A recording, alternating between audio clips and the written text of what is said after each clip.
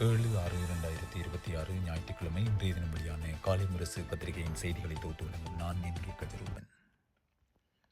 சுரேஷ் சாலே சாகும் வரை உண்ணாவிரதம், சிஐடி காவலில் கொடூர சித்திரவதைகள் என்று கமான்வில பகிரங்க குற்றச்சாட்டு என்ற பிரதான தலைப்புச் செய்தியோடு வெளிவந்திருக்கின்ற இன்றைய பத்திரிகையில் ஒரே குடும்பத்தைச் சேர்ந்த மூவர் கடலில் மூழ்கி பரிதாப மரணம், கற்பட்டியில் பெரும் சோகம் என்ற செய்தியும் இடம்பெற்றிருக்கிறது.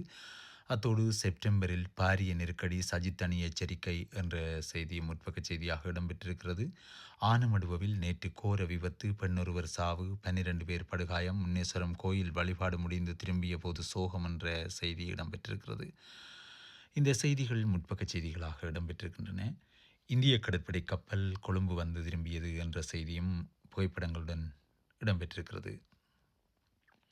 கடத்தி வரப்பட்ட 477 கிலோ பீடி இலைகளுடன் 2 நீர்கொழும்பில் கடற்படையினரால் கைது. முல்லைத்தீவு போலீஸ் நிலையத்துக்காக ஆக்கிரமித்துள்ள காணியை விடுவிக்க 3 மாத காலம் கோரிய போலீசார். டயஸ்போராவின் தேவைக்கேற்பவே செயற்படுகிறதாம் என்பிபி அரசு.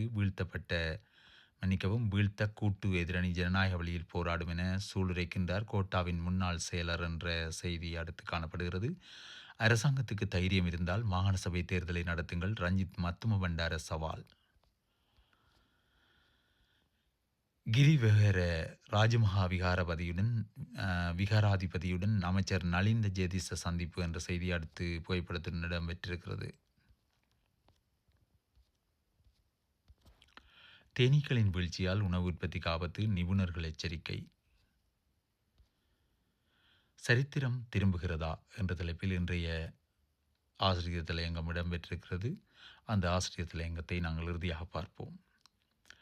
ஆசிரியர்களின் அநீதியான இடமாற்றங்களுக்கும் தீர்வை வழங்குமாறு ஜோசப் ஸ்டாலின் கோரிக்கை, பிரதமருடன் விசேட கலந்துரையாடல் என்ற செய்தி அடுத்து இடம்பெற்றிருக்கிறது.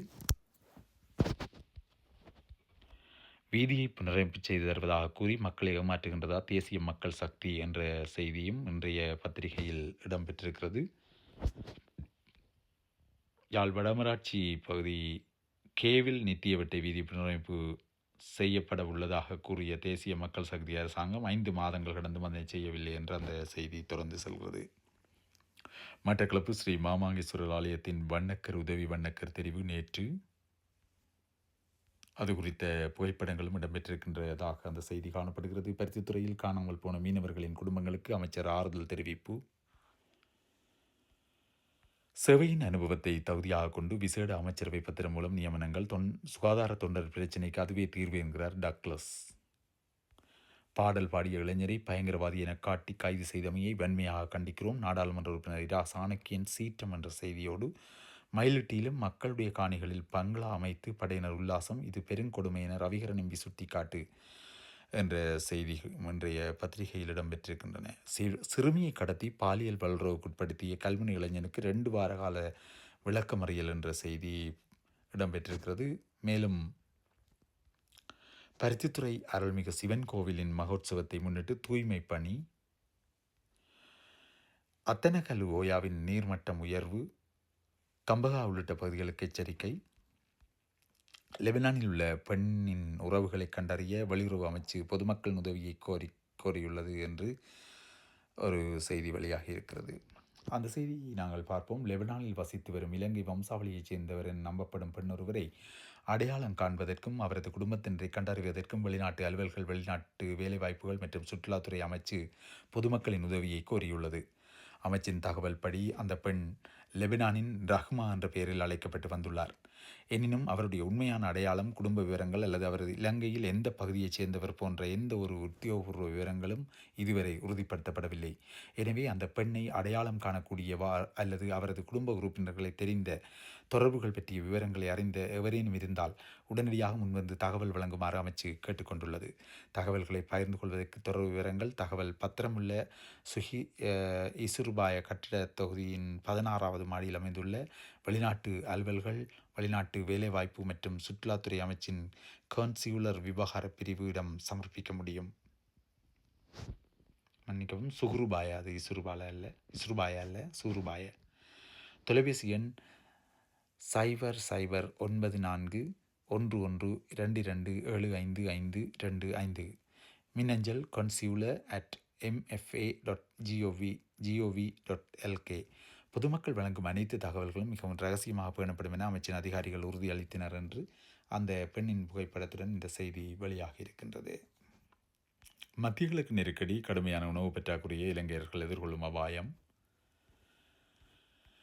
இலங்கையின் பல பாகங்களிலும் கடல் கொந்தளிப்பாக காணப்படும். கடற்றொழிலாளர்களுக்கு விசேட அறிவித்தல் என்ற செய்தியை தொடர்ந்து 48 மணி நேர காய்ச்சலால் பாதிக்கப்பட்டவர்களை உடனடியாக மருத்துவரை நாடுமாறு எச்சரிக்கை என்ற செய்தியும். வீரபாண்டியனுடன் ப. சிதம்பரம் சந்திப்பு. தாவேக கூட்டணியில் கம்யூனிஸ்ட்கள். திருமண பிரச்சினை குறித்து ஊடக சந்திப்பு. மன்னிப்பு கோரினார் நடிகர் ரவி மோகன். சென்னை உயர்நீதிமன்ற உத்தரவை மீறி திருமண பிரச்சினை குறித்து பொதுவெளியில் பேசியமைக்கு நடிகர் ரவிமோகன் மன்னிப்பு கோரியுள்ளார். நடிகர் ரவிமோகன் அவரது மனைவி ஆர்த்தி கருத்து வேறுபாடு காரணமாக பிரிந்து வாழ்கின்றனர். விவாகரத்து கோரி வழக்கு தாக்கல் செய்யப்பட்டு சென்னை குடும்ப நல நீதிமன்றத்தில் நிலுவையில் இருந்து வருகிறது. இதனிடையே இவர்கள் தொடர்பான வழக்கு விசாரித்த உயர்நீதிமன்றம் ஒருவர் குறித்து ஒருவர் பொதுவெளியில் எந்த கருத்துக்களையும் தெரிவிக்கக்கூடாது என கடந்த ஆண்டு உத்தரவிட்டிருந்தது. இந்நிலையில் ரவிமோகன் உடன் இருந்த பாடகி கெனிஷா அவரை விட்டு விலகுவதாக சமூக வலைதளத்தில் தகவல் வெளியிட்டார். இதைத் தொடர்ந்து கடந்த மே மாதம் செய்தியாளர்களை சந்தித்த நடிகர் ரவிமோகன் தனது மனைவி மற்றும் குடும்பத்தினர் குறித்து பேசினார். மேலும் தன்னுடைய குழந்தைகளை பார்க்க தன்னை அனுமதிக்கவில்லை என தன்னை புரிந்து கொண்ட பெண்ணை துரத்தி விட்டதாகவும் குற்றம் சாட்டினார். பொதுவெளியில் பேசக்கூடாது என உயர்நீதிமன்ற உத்தரவையும் மீறி நடிகர் ரவிமோகனுக்கு எதிராக சென்னை உயர்நீதிமன்றத்தில் ஆர்த்தி வழக்கு தொடர்ந்தார். இந்த வழக்கு விசாரணைக்கு வந்தபோது தனது செயலுக்கு மன்னிப்பு கோரி பொது அறிவிப்பு வெளியிட தயாராக இருப்பதாக ரவிமோகன் தரப்பில் தெரிவிக்கப்பட்டது. இதை ஏற்றுக்கொண்ட நீதிமன்றம் ஆர்த்தி தாக்கல் செய்த மனுவை முடித்து வைத்தது. நீதிமன்றத்தில் அளித்த உத்தரவாதத்தின்படி ரவிமோகன் நாளிதழ்களில் பொது அறிவிப்பு வெளியிட்டார். உயர்நீதிமன்ற உத்தரவை மீறி பேசியதற்காக மனப்பூர்வமாக மன்னிப்பு கோருகிறேன். பாதிக்கப்பட்ட அனைவரிடமும் எனது வருத்தத்தை தெரிவித்துக் கொள்கிறேன் என தெரிவித்திருந்தார். நாளிதழ்கள் வெளியிடப்பட்ட பொது அறிவிப்பை ரவிமோகன் தரப்பு சென்னை உயர்நீதிமன்றத்தில் தாக்கல் செய்துள்ளார் என்று அந்த செய்திக்குறிப்பு தொடர்ந்து காணப்படுகின்றது. வளைகுடா நாடுகளை குறிவைத்து ஈரான் படைகள் நடத்தும் தாக்குதல் வலுக்கும் கண்டனம் என்ற செய்தி அடுத்து இடம்பெற்றிருக்கிறது. மேலும் ரஷ்யாவின் இரண்டாவது பெரிய நகரமான பீட்டர்ஸ்பர்க் மீது உக்ரைன் ட்ரோன் தாக்குதல். ராசிபலன் பகுதியை தொடர்ந்து இறுதியாக இடம்பெற்றிருக்கின்ற செய்தி. பாடலை பாடினார் என்ற விடயத்துக்காக இளைஞரை பயங்கரவாத தரச்சட்டத்தில் கைது செய்ய முடியாது, ஆளுந்தரப்பினர் தலையீடு செய்து விடுவிக்க வேண்டும் என்கிறார் டக்ளஸ் என்ற செய்தி. அந்த செய்தியை தொடர்ந்து நாங்கள் ஆசிரியர் தலையங்கத்துக்குள்ளே செல்வோம். சரித்திரம் திரும்புகின்றதா? இலங்கை ரூபாவிற்கு நிகரான டாலர் பெறுமதியின் கட்டுப்பாடற்ற உயர்வு, அத்தியாவசிய பொருட்களின் விலை அதிகரிப்பு மற்றும் நாட்டின் பிரதான ஏற்றுமதி துறைகளான ஆடை மற்றும் ரப்பர் கைத்தொழிலுக்கு அமெரிக்கா விதித்துள்ள வரி விதிப்புகள் போன்றவை காரணமாக ஏற்பட்டுள்ள வீழ்ச்சியை தடுக்க அரசாங்கம் தவறியுள்ளது. இதனால் ஆளுங்கட்சி தேர்தலை நடத்த அஞ்சி கிராமங்களுக்கு கூட செல்ல முடியாத நிலைக்கு தள்ளப்பட்டுள்ளது. அரசாங்கத்துக்கு தைரியம் இருந்தால் உடனடியாக மாகாண சபை தேர்தலை நடத்தி மக்களிடம் உண்மையான ஆதரவை அளவிட்டு காட்டுமாறு ஐக்கிய மக்கள் சக்தியின் பொதுச் செயலாளர் ரஞ்சித் மத்தும பண்டார நேற்று சவால் விடுத்திருக்கிறார். அர்த்தமுள்ள சவால் தான் இது. டாலரின் பெறுமதியை கட்டுப்படுத்தியதாக அரசாங்கம் கூறுகின்றது. ஆனால் இப்போது மீண்டும் டாலரின் பெறுமதி 348 ரூபாவையும் தாண்டி சென்றுள்ளது. இதனால் நாட்டுக்கு இறக்குமதி செய்யப்படும் சீனி, பருப்பு, பால்மா உள்ளிட்ட அனைத்து அத்தியாவசிய பொருட்களின் விலைகளும் எகிறியுள்ளன. அரசாங்கத்தால் டாலர் பெறுமதி உயர்வை தடுக்க முடியவில்லை. இலங்கையின் பிரதான ஏற்றுமதி துறையான ஆடை தொழில்துறைக்கு அமெரிக்கா சில மாதங்களுக்கு முன்னர் 20% வரியை விதித்திருந்தது. கடந்த வாரம் மேலும் 12.5% வரியை விதித்துள்ளது. இதை பற்றி அரசாங்கத்தில் யார் பேசுகிறார்கள்? ஆடைத்துறை மட்டுமன்றி ரப்பர் பாலிலிருந்து தயாரிக்கப்படும் ரப்பர் தயாரிப்புகளையும் அமெரிக்காவை அதிகமாக கொள்வனவு செய்கின்றது. இதனால் நாட்டின் ரப்பர் விலைக்கும் ஆடை தொழில்துறைக்கும் பெரும் ஆபத்து ஏற்படும் நிலை உருவாகியுள்ளது என்பதை ரஞ்சித் மத்தும பண்டார சுட்டிக்காட்டுகின்றார். ஆனால் அரசாங்கமோ இவற்றை வேடிக்கை பார்த்து கொண்டிருக்கிறது. டாலருக்கு எதிரான இலங்கை ரூபாவின் பெறுமதியை அதிகரிக்க வேண்டுமாயின் எமது நாட்டின் ஏற்றுமதியை அதிகரிக்க வேண்டும். ஆனால் தற்போது எமது ஏற்றுமதி வீழ்ச்சியடைந்துள்ளது. ஆனால் அரசாங்கமோ தேசிய உற்பத்தி வருமானம் அதிகரித்துள்ளதை கதை விட்டு கொண்டிருக்கிறது. இத்தகைய வெறும் வாய்ச்சவாடல் பேச்சு நாட்டை மேம்படுத்த உதவப் போவதில்லை. நாடு பொருளாதார நிலையில் மிக மோசமான கட்டத்தை நோக்கி நகர்ந்து கொண்டிருக்கிறது என்று அத்துறை சார்ந்த நிபுணர்கள் எச்சரிக்கை விடுத்துக் கொண்டிருக்கிறார்கள். 4 ஆண்டுகளுக்கு முன்பு இதேபோன்ற எச்சரிக்கைகள் கொடுக்கப்பட்ட போது அப்போதைய ஜனாதிபதி கோட்டபாய ராஜபக்ச அந்த எச்சரிக்கைகளை கனகாத்திரமானவையாக கவனத்தில் எடுத்துக் கொள்ளவில்லை. அதன் விளைவுகளை அவர் எதிர்கொள்ள வேண்டியவரானார். இறுதியில் தன்னை பாதுகாப்பதற்காக அவர் தனது நிறைவேற்றதிகார ஜனாதிபதி பதவியையும் கைவிட்டு நாட்டை விட்டு தப்பியோட வேண்டிய நிலைமை அவருக்கு நேர்ந்தது.